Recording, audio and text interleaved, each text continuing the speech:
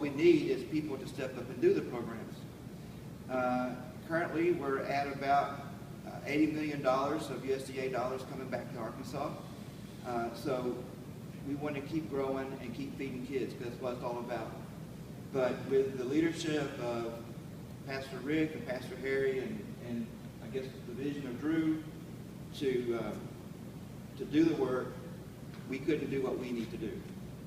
So I want to introduce you to Drew Davis, founder and executive director of the Arkansas Dream Center. Drew leads a multifaceted ministry committed to equipping people to reach out across Arkansas, serve the needs, and restore God-given dreams. Drew lives in Little Rock, Arkansas with his wife, Christy Davis, and their 3 daughters, adopted adult daughter, and their Craigslist short-haired terrier, he wrote it, which also is a female. And Drew's office is over on Daisy Bates in Little Rock, where he runs the Dream Center. So please welcome Drew Davis.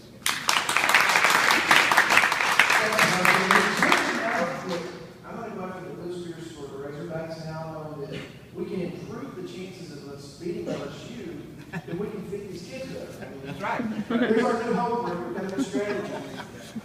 I want to thank all of you for coming out today, not to celebrate the 1 in 4 kids who are facing food insecurity in this state, but instead to celebrate the fact that so many great organizations are coming together to say, we want no kid hungry in Arkansas. In 2009, Pastor Rick challenged me to start the Arkansas Dream Center with a simple yet kind of ambiguous goal of reaching out to our community, serving the needs, so that people can start to dream again. Very early, we realized that there are a lot of hungry kids. As we grew outside of Little Rock into 6 sites, we realized that they're all over this state. It's not just during summer, it's any time these kids are out of school, there's not a stable food for them. We've all been on a diet. When I'm on a diet, I tend to get a little irritable. Don't know about you, but I sit at my desk and I can't get work done because I'm thinking, man, I wish I could have this for lunch. Okay? You go home, you turn on the TV, and the first thing you think is, I'm going to get away from this thought of hunger, and what do they show? Food commercials. Big juicy burgers. Everything you drink, it's right there on TV in front of you. But when a child's hungry, they can't focus, they can't dream, and they can't escape from that hunger. We occasionally work with a 14-year-old boy. And this is a kid, when you see him, he's fit, he loves playing sports, he's smart, he's well-mannered. But early in the summer, his aunt called me and said, we're having to take him to the emergency room. He's having a nervous breakdown. And we're trying to go through what could cause this. This doesn't make any sense. And they sit him down, his heart rate's racing, his blood pressure's up. It's just not working. And they finally get him calmed down, they send him home, and 2 hours later, he's back. And they say, okay, we've got a more serious problem. They run the test, and they realize this kid isn't okay. He's suffering from malnutrition.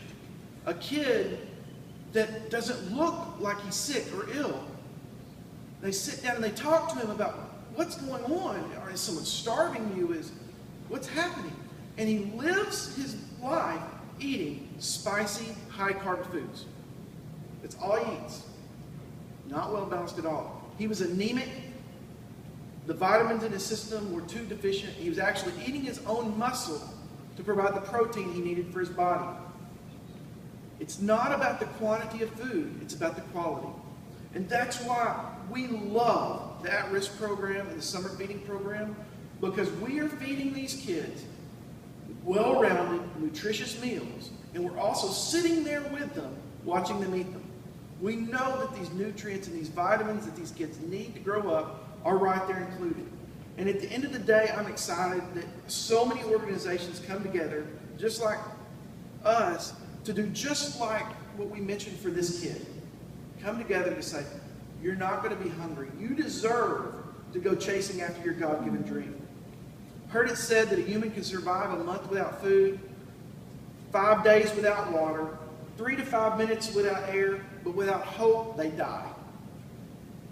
So I want to say thank you, Arkansas Hunger Alliance, for all you're doing. Thank you, Eddie, for all you're doing. Buster, you've been a blessing, and your entire staff. Don't any of you think I think he does any of the work? Harriet, you've been a blessing and a half this summer. Last summer, we fed 633 kids through the summer program. This year, with introductions from Harriet and vision from Harriet and Buster, we were able to serve 54,000 meals. That's huge. So thank you all for all that you've done and all that you're going to do, and just seeing that these kids get that quality and receive that hope.